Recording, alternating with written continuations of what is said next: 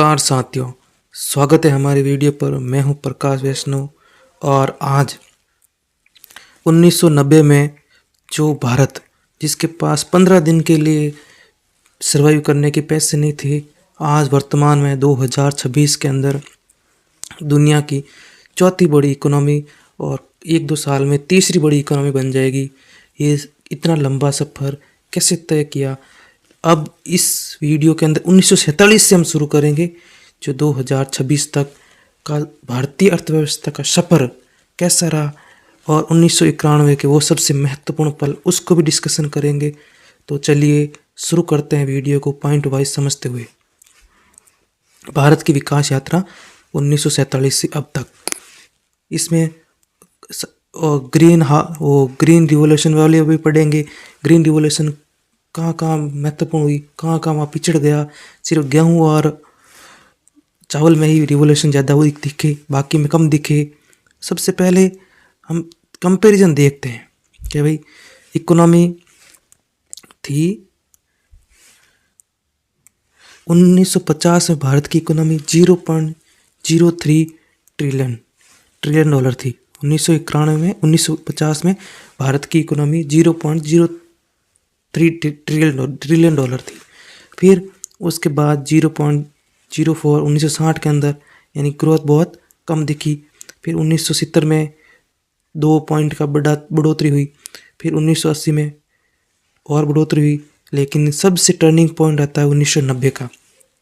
1990 के बाद भारत की इकोनॉमी फास्ट ग्रो करती है और 2010 के आसपास आते तो 1.5 ट्रिलियन डॉलर की इकोनॉमी बन जाती है भारत की।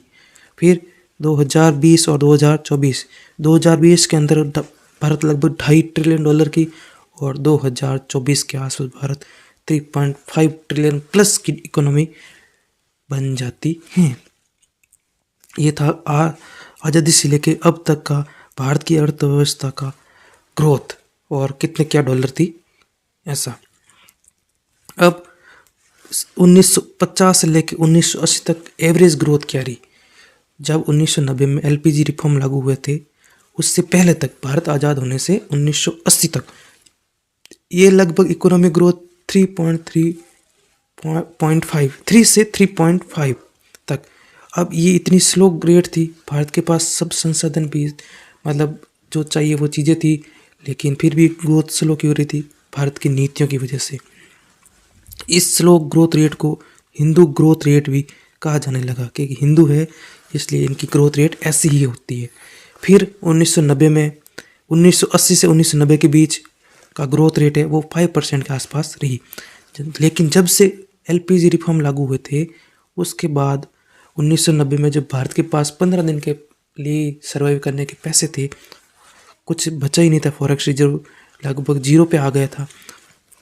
तब 1991 में रिफॉर्म लागू हुए थे। 1991 से 2000 के बीच में जो ग्रोथ रेट रही अप्रोक्सीमेट 6% की रही। लगातार ग्रोथ रेट बढ़ती गई और 2000 से 2014 के बीच 7.8 का growth rate, average growth rate Bharat की जीडीपी की रही। और 2014 से 2024 के बीच में इसमें कोरोना भी शामिल है, नोटबंदी भी शामिल है, जीएसटी भी शामिल है, जिससे इसकी ग्रोथ 6 से 7% रही। अब 1950 में सेक्टर शेयर क्या क्या थे, एग्रीकल्चर का क्या सेक्टर शेयर था, इंडस्ट्री का क्या सेक्टर था जीडीपी के अंदर, और सर्विस का क्या था।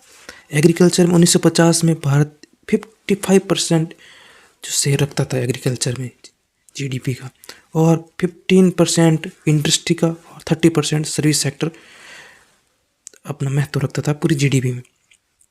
अब 2024 या वर्तमान में क्या आंकड़े हैं देख लीजिए। भारत में वर्तमान में 15% हो गई है एग्रीकल्चर, जो कितना था 55% था एग्रीकल्चर का, जो अब कितना रह गया 15%। और ये इंडस्ट्री का हो गया 25% और सर्विस सेक्टर का हो गया 60%, यानी सबसे ज़्यादा ग्रोथ सर्विस सेक्टर की हो गई। और 1950 में सबसे ज़्यादा किसकी थी, एग्रीकल्चर की, यानी एग्रीकल्चर सबसे ज़्यादा था तो सबसे कम हो गया एग्रीकल्चर। इतना अमूलचूल परिवर्तन आ गया। अब मोस्ट इम्पोर्टेंट चीज़ यहाँ देखने लायक, इम्पोर्टेंट नोटिस करने, ध्यान से देखिएगा। इसमें जो जीडीपी है उसमें अभी वर्तमान में एग्रीकल्चर का रोल 50% है, यानी जीडीपी में एग्रीकल्चर का रोल शेयर जीडीपी शेयर है वो 15% है। लेकिन वो रोजगार कितने लोगों को दे रहा है? भारत की 45% लोगों को रोजगार दे रहा है एग्रीकल्चर। अब दूसरे नंबर पे इंडस्ट्री का वर्तमान में जीडीपी में रोल है 25% और रोजगार भी 25% लोगों को दे रहा है, यानी जितना शेयर है उतने परसेंट रोजगार दे रहा है। अब है सर्विस सेक्टर में जीडीपी का शेयर 60% है, लेकिन रोजगार सबसे कम दे रहा है। इसका क्या मतलब है कि भाई भारत का युवा फंसा हुआ है, ऐसी जगह फंसा हुआ है जहाँ जीडीपी में उनका रोल नहीं है। भारत की आदमी अब 45% लगभग भारत की आधी आबादी तो खेती करती है, जबकि इसका रोल जीडीपी में सिर्फ 15% ही है। और 25% बाकी आधी आबादी लगभग सर्विस और इंडस्ट्री में, जिसका लगभग 60 और 25 लगभग 85% जीडीपी में इन दोनों का रोल है। और 50% लोग 85% जीडीपी का बढ़ा रहे हैं। तो ये बहुत ही बड़ा चेंजेस करने लायक पॉइंट है, इसमें काम करने वाले पॉइंट है कि भारत के इंडस्ट्री ग्रोथ जो लेबर इंटेंसिव होते हैं उनको बढ़ावा दिया जाना चाहिए। सर्विस सेक्टर नॉर्मली क्या है, पढ़े लिखे लोगों के लिए, स्किल्ड लोगों के लिए जॉब है, इसमें पैसे भी ज़्यादा मिलते हैं। लेकिन इंडस्ट्री है वहाँ लेबर इंटेंसिव जॉब ये होते हैं। तो इसमें क्या है कि रोज़गार बढ़ाने की संभावना ज़्यादा होती है। भारत ने इंडस्ट्री की ग्रोथ को बाईपास करते हुए सीधा सर्विस की ग्रोथ हो गई, जिससे रोज़गार कम होने लग गए। अब पर कैपिटा इनकम का कंपैरिजन करते हैं कि भारत 1950 में लगभग 70 यूएस डॉलर था पर कैपिटा इनकम, प्रति व्यक्ति आय भारत के 70 रुपये था, 70 डॉलर था, जो 1991 में आते आते 370 तक हो गए। यानी लगभग 40 सालों में भारत इतना ही पास कर पाया। फिर 1991 से 2000 तक यानी 10 सालों में 470 हो गया और 2010 के अंदर 1350 हो गया। इतनी छलांग लगी ये एलपीजी रिफॉर्म के बाद। अब फिर 2010 से 2024 में भारत की पर कैपिटा इनकम, यानी पर कैपिटा इनकम किसे कहते हैं कि भारत का कुल रुपया है, मान लो 100 रुपया है तो भारत की कुल आबादी का उसमें भाग दे दिया जाता है, टोटल आबादी का भाग दे दिया जाता है। अब जितना वो पैसा आता है तो उसको पर कैपिटा इनकम कहा जाता है। 2024 में लगभग 2500 यूएस डॉलर के आसपास है पर कैपिटा इनकम। अब ये हमने कंपैरिजन देख लिया। अब पॉइंट वाइज आज़ादी से लेके भारत की अर्थव्यवस्था आज तक का थोड़ा पॉइंट वाइज समझेंगे। वो था चार्ट वाइज। 1947 भारत की आज़ादी के समय भारत की अर्थव्यवस्था अब रुपए में 250 रुपये प्रति वर्ष, यानी एक आदमी को सिर्फ 250 रुपये मिलते थे पूरे साल सर्वाइव करने के लिए। ये तो एवरेज है, ऐसा नहीं किसी को 250 से कम ही मिलते थे, किसी को 250 से ज़्यादा रुपये भी पूरे साल मिलते थे। और भारत की 70 से 75% लोग खेती करते थे, जो भी वर्तमान में कितनी है 45%। और उद्योग जीडीपी का सिर्फ 10 से 12%, यानी उद्योग का रोल जीडीपी में 10 से 12% था। साक्षरता भारत के अंदर बहुत ज़्यादा कम थी, यानी सिर्फ 18% थी। और एक पॉइंट जो नोट करने लगे गया कि भारत की लाइफ एक्सपेक्टेंसी सिर्फ 32 ईयर ही थी, यानी 32 साल ही थी भारत की लाइफ एक्सपेक्टेंसी। यानी अंग्रेजों ने इतनी भारत की अर्थव्यवस्था को ख़राब कर दिया था कि बस कुछ नहीं बचता भारत के पास। भारत गरीब नहीं था, भारत को गरीब बना दिया गया था अंग्रेजों के द्वारा। अंग्रेजों ने ऐसी नीतियाँ बनाई जिससे अंग्रेजों को लाभ हो। अंग्रेजों रेलवे का विकास इसलिए किया कि उनके सैनिक आवागमन आसान हो जाए। इस तरीके से भारत को अपनी यूज किया इंग्लैंड ने। फिर 1950 से 1964 इसमें आता है जवाहरलाल नेहरू का मॉडल, वही समाजवादी मॉडल। उस टाइम सोवियत संघ से इन्फ्लुएंस होकर जवाहरलाल नेहरू ने अपनी राजनीतिक व्यवस्था को लोकतांत्रिक चलाया, लेकिन आर्थिक व्यवस्था को समाजवादी तरीके से चलाया, यानी दोनों का मिक्स मॉडल बनाया। इससे भारत की अर्थव्यवस्था का डब्बा गोल हो गया। इन्होंने 5 ईयर प्लान बनाए पहली 5 ईयर प्लान के अंदर खेती पर जोर दिया गया। जब खेती पे कुछ उखड़ नहीं पाया और रोजगार नहीं मिल पाया तो भारत ने दूसरी पंचवर्षीय योजना में उद्योग को प्रोत्साहन किया, बड़े बड़े उद्योग लगाए और प्राइवेटाइजेशन को बिल्कुल रोक दिया कि कोई प्राइवेट उद्योग नहीं खोल सकता था, कोई बाहरी कंपनी भारत के अंतर्गत नहीं आ सकती थी, नहीं व्यापार कर सकती थी। पब्लिक सेक्टर का जीडीपी में योगदान बढ़ेगा ही। सिर्फ सरकारी कंपनियां ही काम करती थी, प्राइवेट को काम ही नहीं करने देते थे। और भिलाई, राउरकेला और डैम वगैरह बने, आईआईटी की शुरुआत की इन्होंने, सब पब्लिक सेक्टर के हैं, जो जवाहरलाल नेहरू। अब इसमें क्या सुधार हुआ है, क्योंकि रैपिड चेंज नहीं हुए, सिर्फ 3 से 4% ही ग्रोथ हुई थी 1964 तक, 1950 से लेकर 1964 तक। और इंडस्ट्री शेयर जीडीपी में 15 से 20% हो गया था। जो 10 से 15% था वो 15 से 20% हो गया जीडीपी शेयर, ये राउरकेला, भिलाई वगैरह उद्योग लगाने से। यहाँ से पब्लिक सेक्टर के इंडस्ट्रियल का फाउंडेशन स्थापित हो गया, लेकिन ग्रोथ बहुत स्लो थी, जिसको हिंदू रेट ऑफ ग्रोथ भी कहा जाता है। फिर आता है हरित क्रांति। भारत के पास अमेरिका से गेहूँ नहीं था, तो अमेरिका से पीएल कुछ करके किस्म में उससे भारत गेहूँ मंगवाता था, जिससे अब हरित क्रांति की शुरुआत क्या करना मजबूरी हो गई थी, बहुत खाने के लाले पड़ रहे थे। और इंदिरा गांधी का काल आता है। इंदिरा गांधी का कार्यकाल क्या भाई, भारत को सबसे पहले तो भूख से बचाना है, इंडस्ट्री ग्रोथ बाद में करेंगे, पहले खाना खिलाना है। तो हरित क्रांति की शुरुआत होती है 1965 में। 65 के अंतर्गत 12 बिलियन टन गेहूँ का उत्पादन होता था, जो 1966 में के बाद 1978 में भारत 36 मिलियन टन गेहूँ उत्पादन करने लग गया। गेहूँ और चावल में स्पेशली सुधार हुआ। फूड इंपोर्ट ऑलमोस्ट जीरो हो गया, यानी फूड हमें आयात करने की ज़रूरत नहीं पड़ी, फूड हमारे सफिशिएंट हो गया था। इम्पैक्ट क्या हुआ इससे, ग्रीन रिवोल्यूशन से, यानी फूड इन्फ्लेशन, यानी खाने की जो महंगाई है उसमें कमी आ गई। रूरल इनकम में बढ़ोतरी हुई। पंजाब हरियाणा ग्रोथ की है, पंजाब हरियाणा पश्चिम उत्तर प्रदेश में ग्रोथ देखी गई, बाकी स्टेट में ग्रोथ ऐसी कुछ नहीं दिखाई दी। ईस्टर्न इंडिया पीछे रह गया। अब 1970 से लेके 1990 तक यहाँ लाइसेंस राज और राष्ट्रीयकरण किया गया, यानी इंदिरा गांधी ने हर चीज़ को राष्ट्रीयकरण करना शुरू कर दिया, यानी 14 बड़े बैंक को नेशनलाइज कर दिया। और इम्पोर्ट सब्स्टिट्यूशन, यानी जो भी हमें बाहर से मंगाना है, इंदिरा गांधी ने कहा कि इसको भारत में मंगाना, बाहर से मंगाना ही नहीं है। बाहर से मंगा दिया तो हाई टैरिफ लगाएंगे और कोटा भी लगा दिया, जिससे बाहर से कोई सामान मंगा ही नहीं सकता था। और उसने प्राइवेट इंडस्ट्री को बिल्कुल ख़त्म कर दिया, यानी लाइसेंस के बिना कोई फैक्ट्री ओपन ही नहीं कर सकता था। बड़े बड़े सिस्टम लागू कर दिए थे।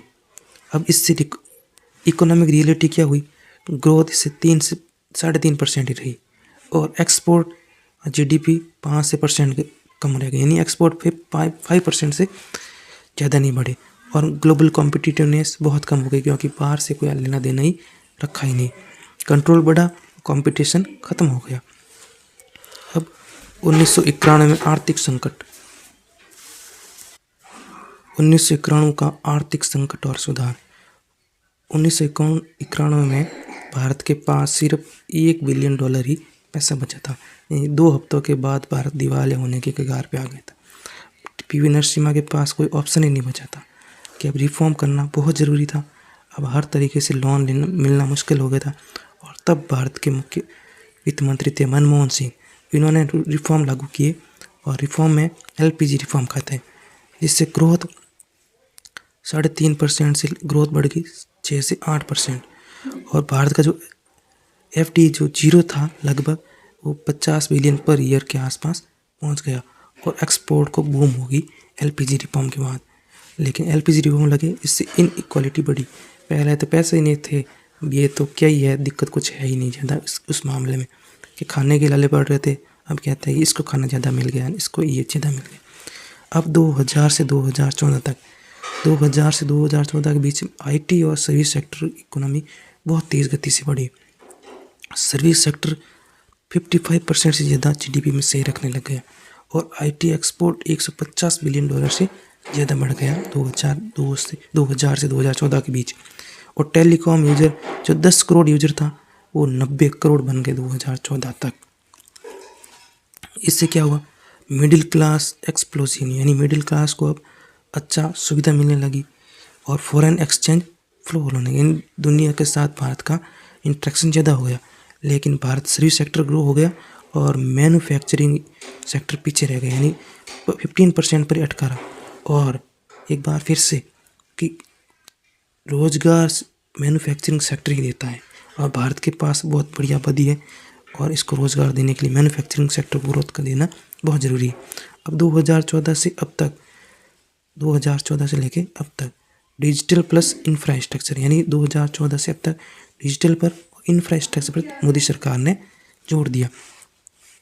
अब की नंबर्स, यानी पहले हमारे भारत में यूपीआई ट्रांजैक्शन 0 होते थे। अब भारत के पास 12 बिलियन पर मंथ ट्रांजैक्शन होने लग गए। जीएसटी टैक्स पेयर पहले 55 लाख थे, अभी 1.14 करोड़ टैक्स पेयर हो गए। हाईवे कंस्ट्रक्शन 4 गुना तक बढ़ गया, यानी इंफ्रास्ट्रक्चर पर मोदी सरकार ने बड़ा ध्यान दिया और बड़ा जोर दिया।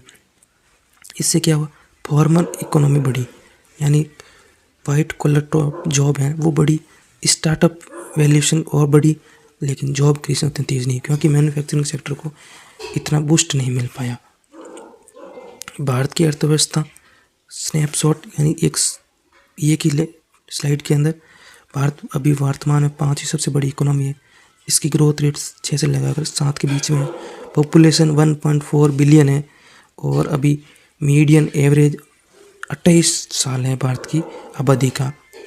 लेकिन अभी भारत में सबसे बड़ी प्रॉब्लम है अनएम्प्लॉयमेंट, स्किल मिसमैच, यानी जो कंपनियों को, फैक्ट्रियों को चाहिए स्किल वो नहीं मिल पा रही है, और इनकम इनइक्वालिटी, यानी किसी के पास ज़्यादा पैसे हैं, यानी भारत के टॉप 10% के पास भारत की 50% इनकम पड़ी है। टॉप 10% के पास भारत की 50% इनकम पड़ी है। अब है कि इकोनॉमिक्स लेसन। देखो, प्लानिंग ज़रूरी थी लेकिन फ्लेक्सिबिलिटी भी। ऐसे सख्त रूल नहीं बना सकते कि प्राइवेट सेक्टर को ग्रो करना ही नहीं था, ये फ्लेक्सिबिलिटी की ज़रूरत नहीं थी। अब रिफॉर्म पेनफुल होते हैं पर ज़रूरी थे उस टाइम 1991 में, जब भारत के पास कुछ था ही नहीं खाने के लिए। बड़ा दुख हुआ था उस टाइम के भी, IMF आके बोलता है कि ये सुधार करो, लेकिन उस टाइम ये ज़रूरी था। ग्रोथ, जॉब, ये रियल डेवलपमेंट कहलाता है, यानी ग्रोथ भी हो और जॉब क्रिएशन भी हो, ये रियल डेवलपमेंट कहलाता है। तो वीडियो कैसा लगा आपको कमेंट बॉक्स में ज़रूर बताना, और इस विषय पर आप क्या सोचते हो ये भी आप कमेंट बॉक्स में ज़रूर बताना। तब तक के लिए थैंक यू, बाय बाय।